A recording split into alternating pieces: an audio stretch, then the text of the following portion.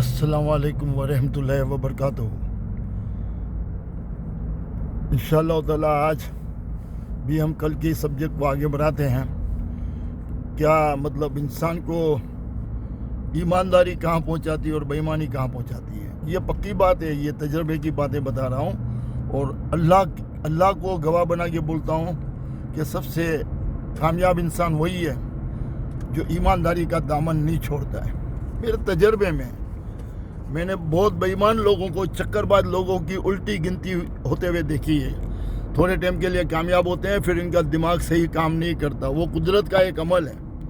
फिर वो जो भी फैसला करते हैं तो उनका उल्टा फैसला होता है। फाइनली तौर पे वो लोग जितने कामयाब हो जाते हैं उससे ज़्यादा नाकाम हो जाते हैं और इनकी इमेज भी ख़राब हो जाती है। आखिर बेईमान लोग जो हैं वो नंगे होके रहते हैं, मतलब इनको ट्रांसपेरेंसी हो जाती है।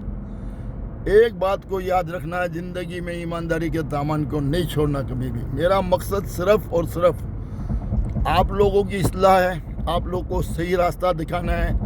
आज के दौर में इंसान बहुत भटक गया है और बहुत लोगों के दिमाग में एक बात बैठ गई है कि बेईमानी के बगैर आगे नहीं बढ़ सकते। मैं कहता हूँ ईमानदारी के बगैर आगे नहीं बढ़ सकते। बेईमानी वक्ती कामयाबी देती है लेकिन परमानेंट नहीं देती, वो आपको कहीं का नहीं छोड़ती। बेईमानी का मतलब क्या है? बेईमानी का मतलब ये है कि आपने किसी का हक मारा, किसी को धोखा दिया, किसी से चक्करबाजी चलाई, झूठी कस्में खाई, झूठी बातें की और उस आदमी से चक्करबाजी चला कि आपने फ़ायदा ले लिया। इसको कहते हैं बेईमानी। किसी भी लेवल पे, हाई लेवल पे या लो लेवल पे, हर जगह पे बेईमानी करने वाले को मैंने ठोकरें खाते हुए देखी है। और जो ईमानदार लोग हैं उनके साथ जो बेईमानी करता है, और वो ईमानदार आदमी क्या होता है कि उसके दिमाग में ये होता है कि मैं ईमानदार हूँ तो दूसरा भी ईमानदार होगा, तो उसके साथ धोखा जल्दी हो जाता है जो ईमानदार आदमी होता है, क्योंकि वो भरोसा जल्दी कर लेता है क्योंकि खुद भी ईमानदार है। मगर जो ईमानदार आदमी है वो कौन होता है? अल्लाह से डरने वाला। वो कौन होता है? उसको पता है कि अल्लाह मुझे देख रहा है। ईमानदारी क्यों करता है? कि उसको पता है अल्लाह मुझे देख रहा है, अल्लाह ने मुझे इंसान बना के पैदा किया है और मेरा काम है मैं ईमानदारी से ज़िंदगी बसर करूं और जितना हो सके मैं ऐसे काम करूं जिससे अल्लाह खुश हो। जो अल्लाह को खुश करने के लिए ज़िंदगी में अपना रास्ता चुन लेते हैं और उस रास्ते पे चलना शुरू करते हैं, तो बेईमानी करने वाले भी जो ईमानदार लोगों से बेईमानी करते हैं फाइनली तौर पे वो उल्टा हो जाते हैं और ईमानदारी से चलने वाले को कामयाबी मिलती है। ये मेरा जाती तजर्बा है। ज़िंदगी में कभी भी बेईमानी का दामन नहीं पकड़ना, बेईमानी की बातें करने वालों के साथ बैठना नहीं। जो बेईमानी से आपको रास्ता बताएंगे, ऐसे कस्टम चोरी हो जाती है, ऐसे हम लोग माल मंगाएंगे तो ऐसा हो जाएगा, हम सामने वाले को ऐसे बेवकूफ़ बना के हम लोग पैसा बना लेंगे और ख़राब माल दे के दूसरों से पैसा बना लेंगे, हमको मुफ्त के भाव में मिला है, हम उनको आंखों में मिट्टी डाल के पैसा बना लेंगे। तरह तरह का कारोबारी लोग भी बेईमानी करते हैं। जॉब करने वाले भी बेईमानी करते हैं अपने बॉस के साथ, और बॉस भी अपने साथ जो स्टाफ काम करता है उससे बेईमानी करता है। बॉस कैसे बेईमानी करता है? बॉस उसको आश्रय देता है स्टाफ को, शाबाश शाबाश मेहनत करो, शाबाश इंशाल्लाह मैं तुमको इनाम दूंगा, मेहनत करो, और उनको आश्रय देता है जब तुम्हारे पर कोई वक्त आएगा तो मैं तुम्हारे साथ बहुत अच्छा करूंगा। और उनकी बेचारों की ज़िंदगी गुजर जाती है उनकी बातों की वजह से। और जब उनके ऊपर बुरा वक्त आता है या कोई ज़रूरत पड़ जाती है, एक शख्स को मैं जानता हूँ, मेरे सामने का वाक़या है। वो हमारे बहुत करीब वाले के पास काम करता था। उसको बहुत उम्मीद थी कि मेरे वक्त में वो मेरा बॉस मेरी मदद करेगा। वो बहुत ईमानदारी से उसकी खिदमत करता था, बहुत ईमानदारी से, बहुत ईमानदार आदमी था। तो भाई क्या हुआ कि जब इसकी बेटी की शादी आई तो उसको तो उम्मीद थी कि मेरा बॉस जो है वो पूरा खर्चा उठा लेगा। उसको पता है मेरे को जितनी तनख्वाह मिलती है वो मुश्किल से मैं अपने बच्चों का पेट पालता हूँ। लेकिन अल्लाह का बंदे को उसने बोला, मैंने वादा किया था ना, लो 5,000 रुपया, मैं तुम्हारी ये मदद कर रहा हूँ। मैं जिस ज़माने की बात करता हूँ उस ज़माने में शादी 40-50 हज़ार रुपये में हो जाती थी, मतलब दहेज का सामान ये वो 30-40 हज़ार में हो जाती थी, 25 से 40 हज़ार के दरमियान में होती होगी मेरे अंदाजे से। मगर वो बेचारा हैरान हो गया कि बाकी का पैसा मैं कहाँ से लाऊंगा। उसको तो अपने बॉस के ऊपर बहुत ईमानदार, बहुत ही यकीन था।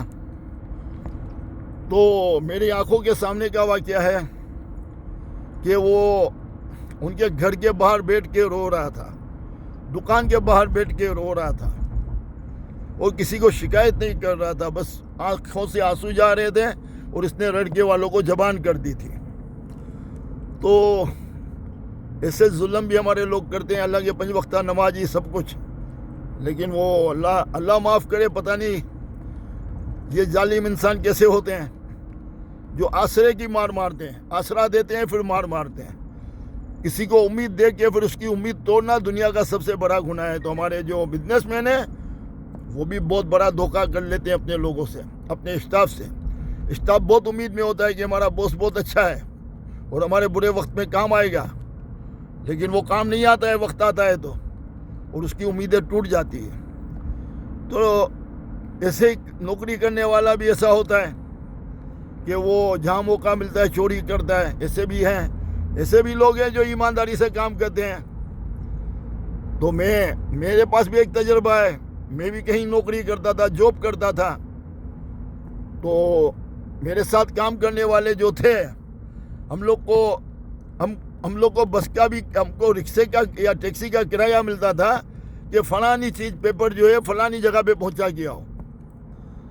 तो वहाँ रिक्शा या टैक्सी नहीं मिलती थी, तो वहाँ चल के पैदल जाके मैं मतलब पहुंचा के आता था और वापसी में बस में आ जाता था।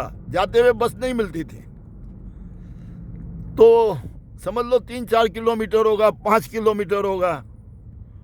मगर अल्लाह का करम देखो कि मेरे साथ वो काम करने वालों ने मुझे एक दिन बोला, यार ऐसा नहीं करो ना, हमारे पेट पे लात क्यों मारते हो, हम भी पैदल जाते हैं क्योंकि यहाँ रिक्शा टैक्सी तो मिलती नहीं है, लेकिन हमारी सैलरी कम है, हमारा गुजारा होता नहीं है, तो यार तुम ईमानदारी दिखाते हो तो हम पे शक करते हैं। तो मैंने बोला फिक्र नहीं करो, मैं यहाँ से काम छोड़ दूंगा, मैं बेईमानी नहीं करूँगा, आपको जो करना है करो, लेकिन मैं बेईमानी नहीं करूँगा। फिर टाइम गुजर गया, मैं वहाँ से छोड़ चुका था, फिर मैंने पथारे भी लगाए, ठेला भी लगाया, सब कुछ किया। लेकिन एक बात बताऊँ मैं, एक टाइम आया जब कामयाब हो के मैं और कहीं से आया, सऊदी अरब से आया, फिर इसके बाद मैं हांगकांग गया। तो कुछ टाइम के बाद ये 2 थे, 2 में से मुझे एक मिला और बहुत बुरी हालत में, नाकाम था, बहुत बुरी हालत में। तो अब आप अंदाजा कर लो बेईमानी करने वाले को एंड में क्या मिलता है। बेईमानी करने वाले को एंड में मार पड़ती है, थोड़े टाइम के लिए वो ऐश कर लेता है, आखिर उसको नीचे आना पड़ता है। अगर बेईमानी का पैसा आपके पास आ भी गया और समझ लो आपको कोई पकड़ भी नहीं हुई, कोई प्रॉब्लम नहीं आया, मगर ये बात याद रखना कि आपके बच्चों के अंदर में वो जाएगा और आपके बच्चे जो हैं जैसा आप चाहोगे ऐसे बनेंगे नहीं, और आप बच्चों में भी तकलीफ देख सकते हो। ये तजर्बे की बातें बता रहा हूँ। अगर पैसा आ भी गया ना तो सुकून और चैन ख़त्म हो जाएगा, बीमारियाँ आ जाएगी, नींद की गोली खाए बगैर कभी सो नहीं पाओगे, शुगर, हाई ब्लड प्रेशर, पता नहीं तरह तरह की बीमारी। और वो पैसा जो है ना वो सांप बन जाता है उस टाइम पे, और बच्चों की भी तरबियत अच्छी नहीं हो पाती क्योंकि वो बेईमानी के पैसों से बड़े होते हैं। तो दोस्तों, मेरे भाइयों, मेरे बच्चों, ईमानदारी के रास्ते को अपनाओ, ईमानदारी में बहुत बरकत है और इंशाअल्लाह ताला अल्लाह ताला ईमानदारी के रास्ते पे कामयाबी देगा। उसकी मिसालें मैं कल दूंगा। अस्सलाम वालेकुम व रहमतुल्लाहि व बरकातहू।